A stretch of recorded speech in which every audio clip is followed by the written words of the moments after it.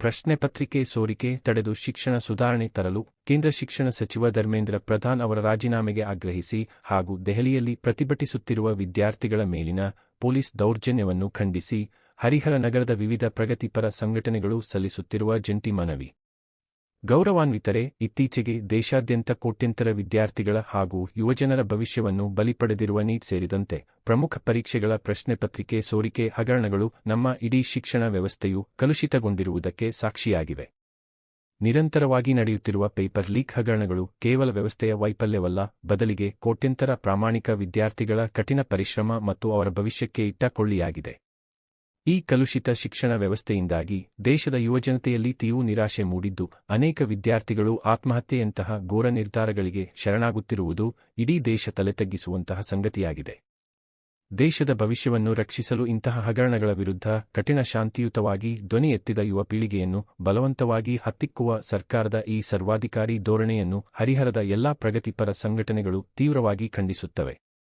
ಸುಧಾರಣೆಗಾಗಿ ಆಗ್ರಹಿಸಿ ಜಂತರ್ ಮಂತರ್ನಲ್ಲಿ ಶಾಂತಿಯುತ ಉಪವಾಸ ಸತ್ಯಾಗ್ರಹ ನಡೆಸುತ್ತಿದ್ದ ಲಡಾಖ್ನ ಪ್ರಖ್ಯಾತ ಶಿಕ್ಷಣ ತಜ್ಞ ಹಾಗೂ ಪರಿಸರವಾದಿ ಸೋನಮ್ ವಾಂಗ್ಚುಕ್ ಅವರನ್ನು ಅವರ ಇಚ್ಛೆಗೆ ವಿರುದ್ಧವಾಗಿ ದೆಹಲಿ ಪೊಲೀಸರು ಜುಲೈ 18ರಂದು ಬಲವಂತವಾಗಿ ಎಳೆದೊಯ್ದು ಸಫರ್ ಜಂಗ್ ಆಸ್ಪತ್ರೆಗೆ ದಾಖಲಿಸಿದ್ದು ಅವರ ವೈಯಕ್ತಿಕ ಸ್ವಾತಂತ್ರ್ಯ ಮತ್ತು ಸಂವಿಧಾನದ ವಿಧಿ 21ರ ಸ್ಪಷ್ಟ ಉಲ್ಲಂಘನೆಯಾಗಿದೆ. ಆರೋಗ್ಯದ ನೆಪವೊಡ್ಡಿ ಅವರ ಹೋರಾಟವನ್ನು ಹತ್ತಿಕ್ಕುವ ಸಲುವಾಗಿ ಅವರನ್ನು ಕಾನೂನುಬಾಹಿರವಾಗಿ ಬಂಧನದಲ್ಲಿ ಇಟ್ಟಿದ್ದು ಅತ್ಯಂತ ಖಂಡನೀಯವಾಗಿದೆ. ದೇಶದ ಶಿಕ್ಷಣ ವ್ಯವಸ್ಥೆಯನ್ನು ತಕ್ಷಣವೇ ಸುಧಾರಿಸಿ ಇನ್ನು ಮುಂದೆ ಯಾವುದೇ ಪರೀಕ್ಷೆಗಳಲ್ಲಿ ಅಕ್ರಮ ನಡೆಯದಂತೆ ಕಠಿಣ ಕಾನೂನು ಜಾರಿಗೆ ತರಬೇಕು. ಶಿಕ್ಷಣ ಸಚಿವರ ರಾಜೀನಾಮೆ, ಪರೀಕ್ಷಾ ಅಕ್ರಮ ಹಾಗೂ ಪ್ರಶ್ನೆ ಪತ್ರಿಕೆ ಸೋರಿಕೆಯ ನೈತಿಕ ಹೊಣೆ ಹೊತ್ತು ಕೇಂದ್ರ ಶಿಕ್ಷಣ ಸಚಿವ ಧರ್ಮೇಂದ್ರ ಪ್ರಧಾನ್ ಅವರು ತಕ್ಷಣವೇ ತಮ್ಮ ಸ್ಥಾನಕ್ಕೆ ರಾಜೀನಾಮೆ ನೀಡಬೇಕು.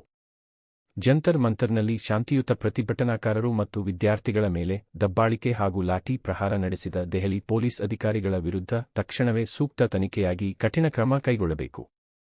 ಸೋನಮ್ ವಾಂಗ್ಚುಕ್ ಅವರ ಬೇಡಿಕೆ ಈಡೇರಿಸಲು ಆಗ್ರಹ. ಸೋನಮ್ ವಾಂಗ್ಚುಕ್ ಅವರ ನ್ಯಾಯಯುತ ಬೇಡಿಕೆಗಳನ್ನು ಈಡೇರಿಸಲು ಕೇಂದ್ರ ಸರ್ಕಾರವು ತಕ್ಷಣವೇ ಮಾತುಕತೆ ಆರಂಭಿಸಬೇಕು.